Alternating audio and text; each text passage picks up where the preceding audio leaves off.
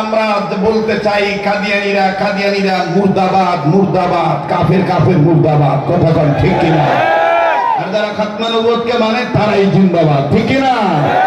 জিন্দাবাদ জিন্দাবাদ নবীর সেনা জিন্দাবাদ, জিন্দাবাদ জিন্দাবাদ নবীর সেনা জিন্দাবাদ। আমল করো নামাজ রোজা কায়েম করো খেলাফত, আমল করো নামাজ রোজা কায়েম করো খেলাফত। বিদা দরবেশ আমি দেখবার পারি না, যেখানে যে বাউ হন ওইভাবে নাও বাউ। এখন নইল মনে করেন যে স্পিরিট আইসি, ইমানের স্পিরিটে চলতে হবে। যারা কথা কব না মনে করেন এগুলো বুয়া শয়তান, ঠিক আছে না? জিন্দাবাদ জিন্দাবাদ নবীর সেনা জিন্দাবাদ, জিন্দাবাদ জিন্দাবাদ নবীর সেনা জিন্দাবাদ। আমল করো নামাজ রোজা কায়েম করো খেলাফত, আমল করো নামাজ রোজা কায়েম করো খেলাফত। জিন্দাবাদ জিন্দাবাদ নবীর সেনা জিন্দাবাদ, জিন্দাবাদ জিন্দাবাদ নবীর সেনা জিন্দাবাদ। আমার নবীজিকে বিশ্ব নবী শেষ নবী মানবে না যারা, ইমানের দাবিতে ইমানদার হবে না তারা। আমার নবীজিকে বিশ্ব নেতা বিশ্ব নবী শেষ নবী মানবে না যারা, ইমানের দাবিতে ইমানদার হবে না তারা, ইমানের দাবিতে ইমানদার হবে না তারা। আমার নবী শেষ নবী, আমার নবী শেষ নবী, কোরআন বলে খাতমে নবুওয়াত। জিন্দাবাদ জিন্দাবাদ নবীর সেনা জিন্দাবাদ, জিন্দাবাদ জিন্দাবাদ নবীর সেনা জিন্দাবাদ। আমল করো নামাজ রোজা কায়েম করো খেলাফত, আমল করো নামাজ রোজা কায়েম করো খেলাফত। জিন্দাবাদ জিন্দাবাদ নবীর সেনা জিন্দাবাদ, ঠিক না? আমার নবীকে বিশ্ব নবী মানে না, বিশ্ব নেতা মানে না, আমার নবীকে শেষ নবী মানে না। থাক তাদের মাদ্রাসা, থাক তাদের দাড়ি, থাক তাদের টুপি, থাক তাদের মসজিদ, তারা ইমানদার হতে পারে না। তারা কাদিয়ানি, কাদিয়ানিরা কি কাফের বলেন কি? কাদিয়ানিরা কাদিয়ানিরা কিন্তু এই কথা কয় না, কাদিয়ানিরা কাদিয়ানিরা কাদিয়ানিরা কাদিয়ানিরা নবীর পরে নবী নাই সংসদে আইন চাই, নবীর পরে নবী নাই সংসদে আইন চাই, নবীর পরে নবী নাই সংসদে আইন চাই। নামাজে তাকবীর আল্লাহু আকবার। কোরআন হাদিস যেখানে আমরা আছি সেখানে, আলেম ওলামা যেখানে আমরা আছি সেখানে। আজকের মাহফিল সফল হোক সফল হোক, আজকের মাহফিল সফল হোক সফল হোক। আবার বলবো চলবে চলবে, আজকের মাহফিল চলবে চলবে, কতক্ষণ চলবে? সারা রাত চলবে। আল্লাহ যতক্ষণ কবুল করে ইনশাআল্লাহ। তাইলে আমরা শেষ সময় ইমান নিয়ে মরতে চাই, ঠিক কিনা?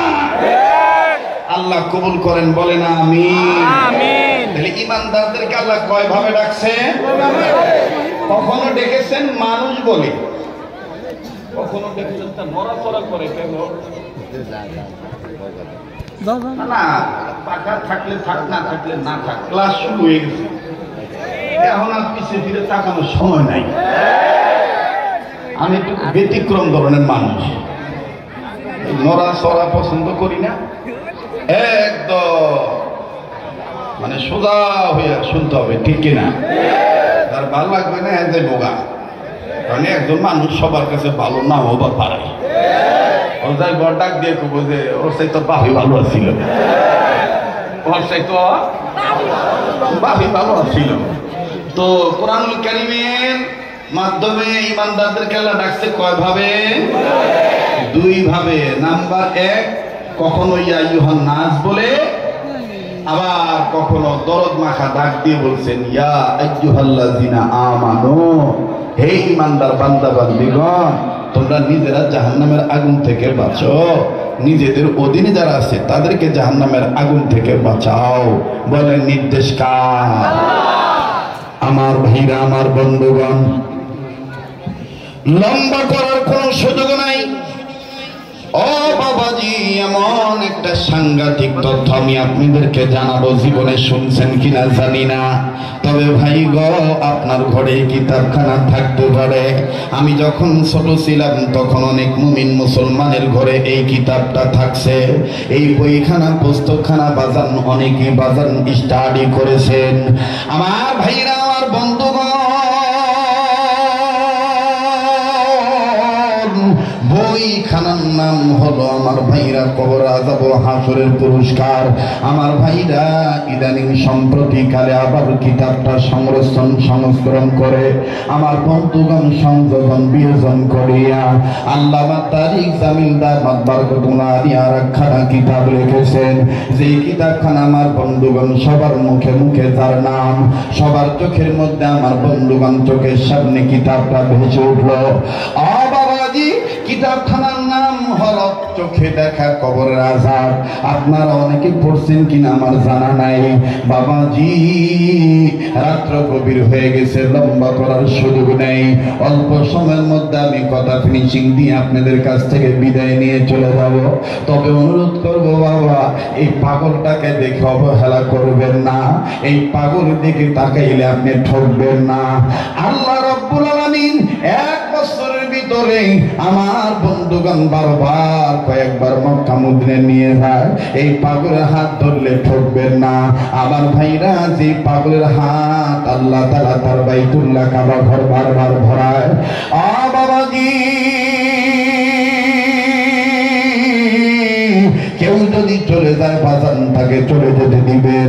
কেন নিজে জাহান্নামের আগুন থেকে বাঁচবেন না? অপরকে কেন আপনি বাঁচাবেন না? আমার ভাইরা, আমার বন্ধুগণ, পর্দা আর মা বোনেরা, নিত্য নতুন কথা আপনার কাছে মনে হইতে পারে। অন্যান্য ওলামায়ে কেরাম হয়তো বয়ানখানা আপনাদের মাঝে করেছে, কিন্তু এরকম গুরুত্ব দিয়ে আপনি শুনেন নাই, বোঝেন নাই। আমি তাদের নকল করে কিতাব থেকে কথাখানা বলে দিই। বাবাজি, আল্লাহ এক জমিনে, আল্লাহর কোন এক জমিনে আল্লামা তারিক জামিলদার বারকাতুল্লাহ আলিয়া চোখে দেখা কোরআনের আযাব, চোখে দেখা কবরের আযাব, এই পুস্তকের মধ্যে বাজান ঘটনাটা আহলিকুন নার, আমার ভাইরা সূরাতুত তাহরিমের এই আয়াতের অংশের তরজমা করে সুন্দর করে পাই করে বুঝিয়ে দিলেন। বাবাজি, আল্লাহ একজন বান্দা ইন্তেকাল করলেন, আমার ভাইরা তার দাফন কাফন সম্পন্ন হবে, গোসল হয়ে গেল, কাফনের কাপড় পরিধান করানো হলো, জানাজার নামাজ কমপ্লিট হয়ে গেল। ভাই গো, কবর মৃত ব্যক্তির জন্য খনন করা শেষ হয়ে গেল। এবার কবরে সেইটে সবাই দাঁড়াইল। দাঁড়ায় যখন নিকটবর্তী আত্মীয় স্বজন বাজান মৃত ব্যক্তিটাকে কবরে নামাবে, কবরে নামানোর সময় আমার ভাইরা তার রেখে দেওয়া সন্তান, বড় সন্তান, বন্ধু পায়ে হাত দিয়ে বলবো, বাবা কেউ যদি চলে যায় চলে যেতে দিবেন বন্ধু, কারো যাওয়া দেখে কেউ যাবেন না। তবে এটাও জানেন বাবা, আপনাদের এই দিনী বন্ধু পাগল আব্দুল খালেক শরীয়তপুরী বয়ানের সাথে অনেক বক্তার বয়ানের কলা কৌশল, ভাব ভঙ্গি, হুঙ্কার ঝঙ্কার, কথার অলঙ্কার, অবাদান ভাষার শৈল্পিকতা, আমার বন্ধুগণ সাহিত্যের মাধুর্যতা, বাবাজি আয়োজন বলে প্রয়োজনীয়তা অনেকের মানুষের মাঝে ফুটে ওঠে না।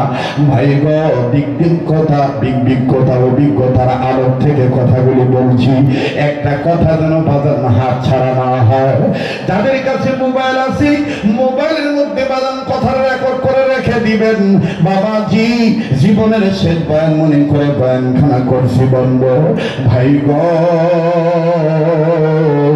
আল্লাহর বান্দার লাশটা যখন হাতে নিল, সবাই হাতে নিয়ে 2-4 জন যখন কবরে নামাবে, দোয়াখানা যখন পাঠ করতেছে, মিনহা খলাকনাকুম ওয়া ফিহা নুঈদুকুম ওয়া মিনহা নুখরিজুকুম তারাতান উখরা। ও বাবাজি, এলাকার আত্মীয় স্বজন, আস্থাভাজন মৃত ব্যক্তির শ্রদ্ধাবাদন স্নেহবাদন আপনগণ পড়শি প্রতিবেশী ভাই গো, এই কবরবাসীকে যখন কবরে শোয়ানোর জন্য কবরে নামাবে বাবাজি, হঠাৎ করে সন্তান, আপন সন্তান বাবার লাশটা হাতে নিয়া কবরে যখন নামায় দিবে, নামানোর সময় সন্তান নজর করে দেখে কবরের এক সাইডে ভাই গো কেমন জানি গর্ত দেখা যায়। ডাক দিয়ে বলে, আমার আব্বাকে শোয়াবেন না, আমার আব্বাকে এখন নামাবেন না। এই গর্তটা দেখে আমার সম্ভব হইতেছে। সন্তান বাবার কথা বলার পরে আত্মীয় স্বজন লাশটা ধরলো। এই সন্তান ছেলেটা ভালো করে দেখতেছে কিসের গর্ত, ভালো করে ছোট্ট একটা কাটি নিয়া আমার বন্ধুগণ ভূতা দিয়া মাটি সরে দেখে হায় হায় সর্বনাশ, এটা সাধারণ কোন গর্ত নয়, এটা বিশাল এক বিষাক্ত ভয়ঙ্কর সাপের গর্ত। Please please wait and see, come to the point. একটু ধৈর্য ধরেন, টের পাবেন আমি কি বলতেছি। আমি 11 বছর জবান খুলে বয়ান করতে পারি নাই বিগত ফ্যাসিস্ট সরকারের কারণে। আপনারা বলবেন হুজুর অনেকে গ্রেফতার হয়েছিল, আপনি যে আমাকেও নিয়েছিল, রাখতে পারে নাই, রাখতে পারে নাই, পারবেও না ভবিষ্যতে। লুঙ্গি পরা মুভি দেখছেন, তা কি হয়েছে? পরনে আমার লুঙ্গি, কোরআন সুন্নাহ